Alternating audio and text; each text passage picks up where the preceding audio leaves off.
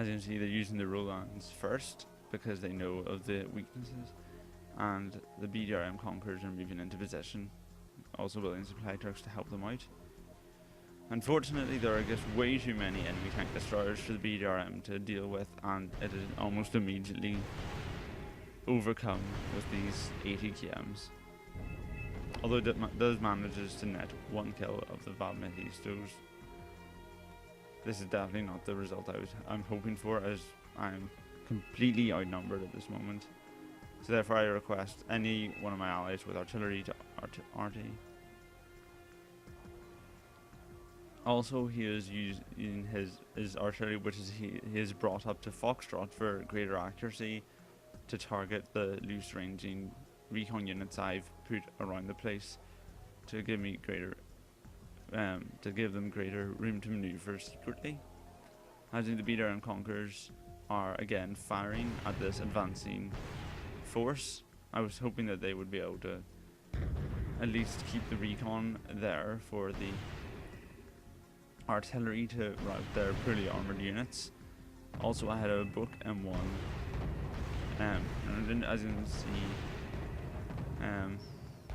they're using their artillery to knock out any unit they see, and because it's maintaining its distance to the front line, this is definitely a very dangerous force. As you can see, I'm again bringing up my gunship helicopters. I know their roll-ons are located here, so I hope maybe I could flank them over to this hilltop.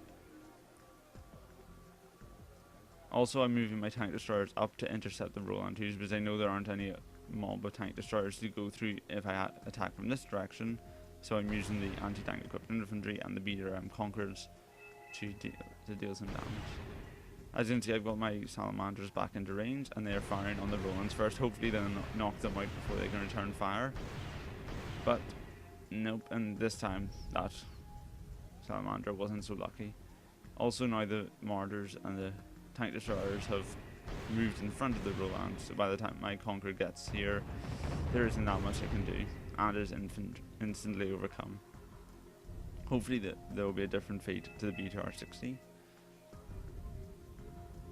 As you can see, he's clearly unnerved by the amount of units he's encountering. It's called for help. Again, I've moved some more infantry around the flanks. Hopefully they'll be able to do something.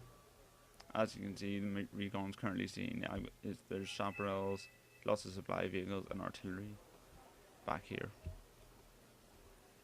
As you can see, I send the BTR in first to distract their units, while the PTR conquerors fires its load on the Amara VTSIs. They do some damage, but again, this huge swarm of units isn't that well, and now they're moving directly into Bravo. This is definitely not something I'd like, as this is my last force. As you can see, Kogaz deciding to take control of the forest, while your gate will be swarming my available units. As you can see, both of my command armors are still intact. Unfortunately, due to their constant attacks on all the front lines, I can't really put any, in any other zones without being instantly attacked upon. Tank destroyers are now moving to range. However, the Havoc is firing and is doing very well, as the roll-ons cannot see it because of the altitude. He's moved up some infantry to hold on to the woods, and the Conquerors and the Havoc are definitely doing some damage. However, now we're panicking because they're bringing Cobras to range. They've spotted the BDRM and are hoping to knock it out, thinking that this is what's allowing us to reinforce. The tank destroyer goes into the woods, but the motor strategy made quick work of it. Kogaz again firing the artillery, and I'm sending a constant stream of BTR-60s equipped with anti-tank infantry in. The artillery comes down, but unfortunately it hits wide going into the forests.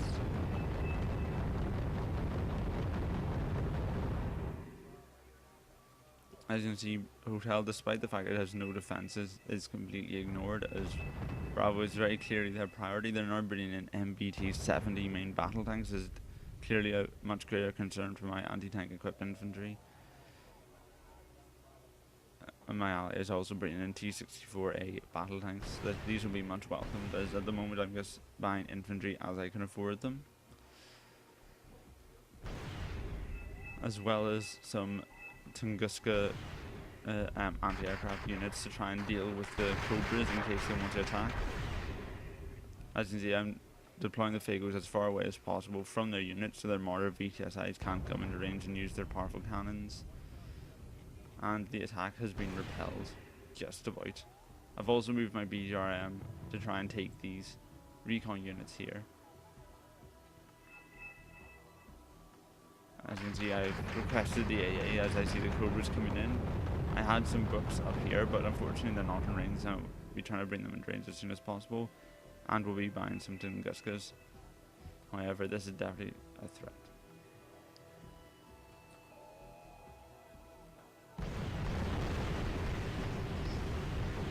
As you can see, he's buying even more Cobras as he has noticed the lack of AA. The BDRM was taken down quickly before it could threaten the supply depots. But the Conquerors are moving into range, as is the BTR. As you can see, there's nothing really defending the command vehicle apart from the units that are coming in. This is quite good for us. And another swarm of 6 Cobras is coming in to reinforce the 2 that are already worrying us. However, the book is coming into range, so hopefully it'll be able to help fend off the swarm. But we're definitely feeling on the back foot. NATO has now got a 1,000 point advantage and is pressing very hard on these units here. As you can see, they're surrounded on both flanks and will be hard pressed to put on, to say. As you can see, the Rolands are coming in, but they're low on missiles, low on fuel. That hopefully they'll end up in a bad position, meaning that we might be able to use some helicopters.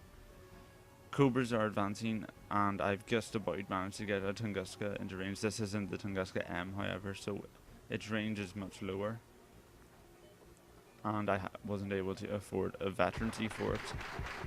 However, the Cobras have managed to move in range of the machine guns of the BTR. But again, they are doing significant damage and definitely cause for great concern.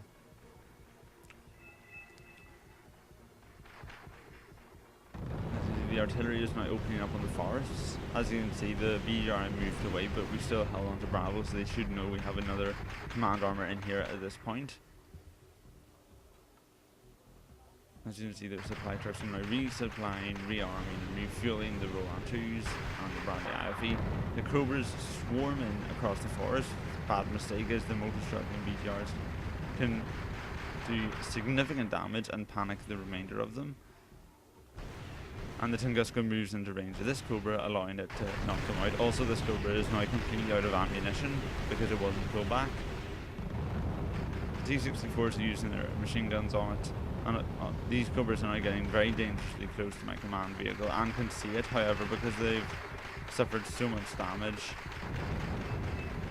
they are hard pressed to remain effective. As indeed, I'm moving my BTRs up to sort of force away the Cobras, which are routing and can't fire. All they have is their machine gun. This force of Cobra has been reduced to dust. The BTRs and the Tunguskas have fended off this Cobra. However, the MBT-70s are now coming in. However, because the Cobra wasn't able to take out my Fago defenses, there still are several of them ready to counterattack, as well as some on this flank and some on this flank here. As you can see, attack and defense. This is very clearly much the focus of the area, but after the Cobras I've moved the command armor back. However, because this one is still in Bravo, I didn't lose reinforcement for ability for a second.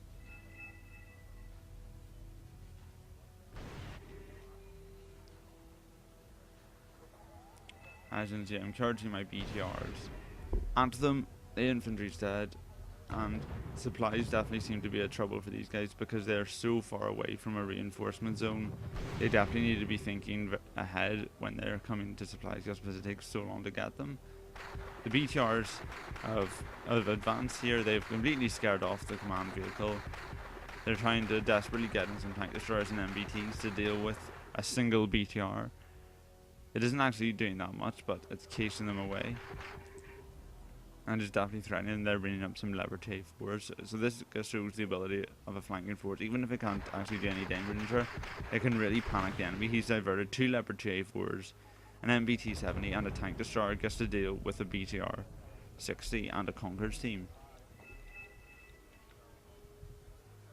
As you can see, he's also panicking, having lots of defense and help symbols, even though it doesn't actually help him out, and Raleigh surrenders.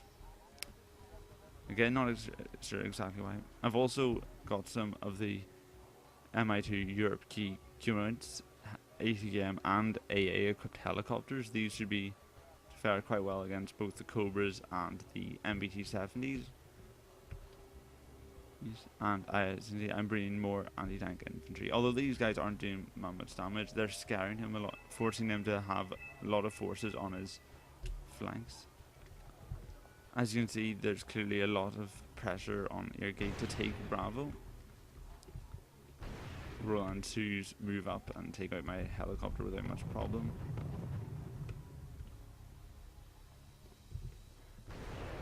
He has also brought Paladin artillery right into Bravo, meaning that the attacks here are very deadly. If I had a command vehicle, it would have been dead a long time ago, but because I've got a command armor and have moved it out of where they think it is clearly going to help for us. Now, both Rolius and Koga have left the game, meaning that NATO is now down to just 2 players against us, meaning that they are going to be far less effective in this fight.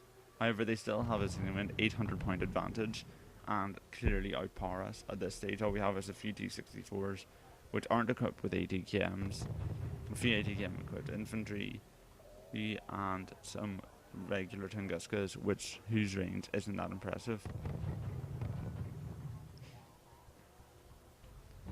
Also, the BGRM that I moved up to put the recon unit has clearly spooked these mortar carriers. They're now firing at the area that they think it was, meaning that they are wasting a lot of shots and definitely taking the pressure off my guys. They're shooting at nothing because they were panicking about where a unit once was. Also, as we can see, they've also moved up command vehicles to command armor to Gulf and Echo, as well as Foxtrot, meaning that they are definitely getting the points advantage, meaning they'll be able to field even more units, as in the Leopard 2A1s, MBT-70s, Chaparrals, Martyrs with infantry in them, probably Panzer Grenadiers. The attack has now begun, but the BTRs with the Conquerors, and I believe now the Fago teams, because I ran out of Conquerors infantry, are now desperately holding back the enemy and are doing so quite effectively. I've spread them out so the artillery can't target them all at once, and the MBT-70s can't use their own ATKM to their advantage because of the infantry units, meaning that all they have is their gun, which isn't effective against the infantry. I've also brought in some Tunguskas just to scare off that recon helicopter so this artillery won't be as accurate.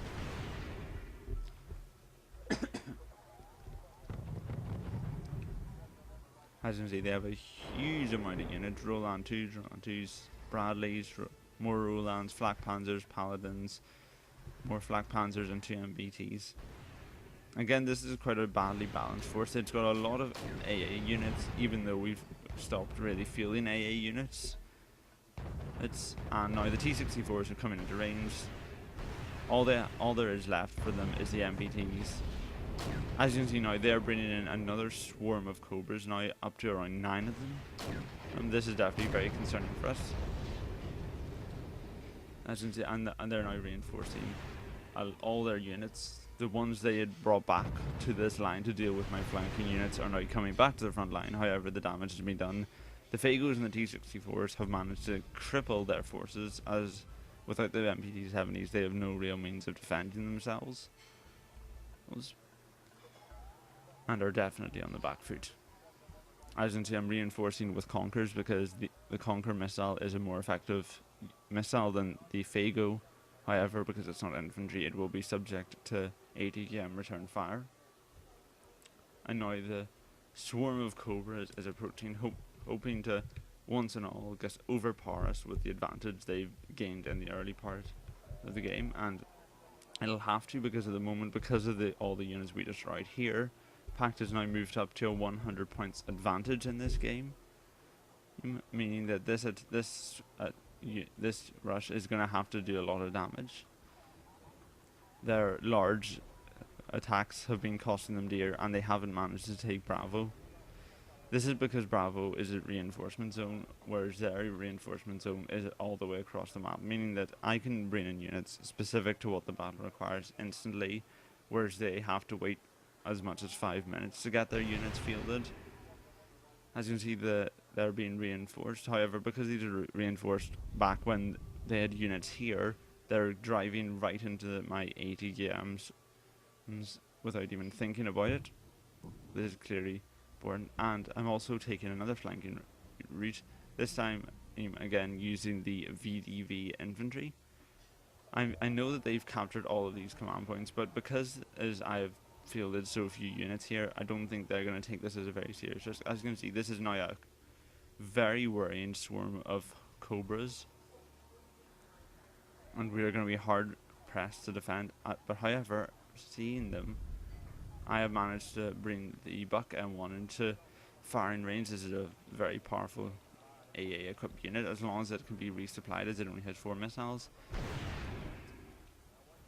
As you can see, the Cobras are coming in, their MBTs are coming in, the Fagos are firing, Tunguskas are doing their thing, but the VDV have managed to get right into the command vehicle and will be easily pick that up. They're now rushing pretty much everything they have at us as a desperate attempt to overrun it. However, the Tunguskas are firing, the Buck M1 will be firing soon. We're definitely not very panicking as one Tunguska gets fallen, because this is a huge swarm of helicopters.